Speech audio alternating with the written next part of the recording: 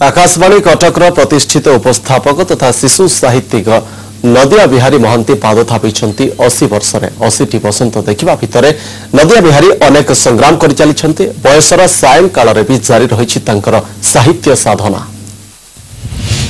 आकाशवाणी कटकर श्रोता मानक पई नदिया बिहारी महांती बेस जनाशुना ना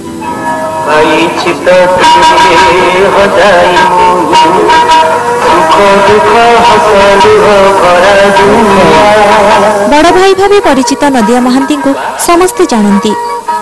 आकाशवाणी अनेक लोकप्रिय कार्यक्रम उपस्थापक। आकाशवाणी कटकर शिशु कार्यक्रम शिशु संसार किशोर चक्र चकाचका भौरी और फुलझरी कार्यक्रम उपस्थापक। विशेषकर शिशु मानक पई तांकर मन छुआ कथा केही भूली पारिबनी।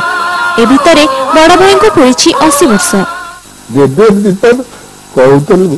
या कर पढ़ ये कर तादर उपकृत होती किए मंत्री आज किए एमएलए देखाला बेले से जो श्रद्धा दौरान भक्ति दौरान आम चिन्ह पार्नु किंतु से जब किए चिन्हा करदेला एत से गुड़ाक हूँ जीवन में सबुठ बड़ सार्थकता बही लेखिले हेनी थोड़ी गले हेनी आम जानलु आम किसी पिला मनीष होती।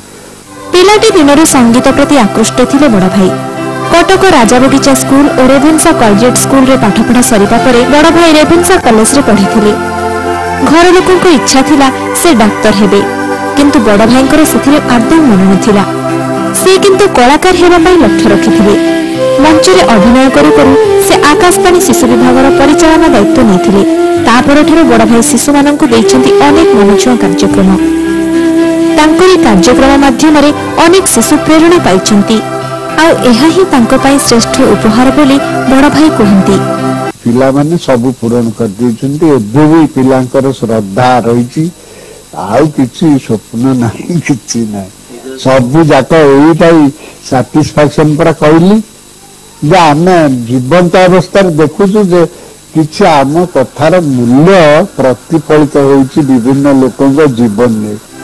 आकाशवाणी रे कार्यक्रम सह बड़ भाई अनेक शिशु साहित्य रचना करिसेंती।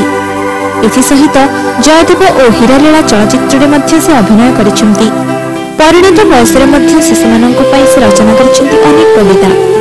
कटक रो कैमरा पर्सन सुभ्रांशु महाराणा सह अनुदास का रिपोर्ट कनेक्ट टीवी।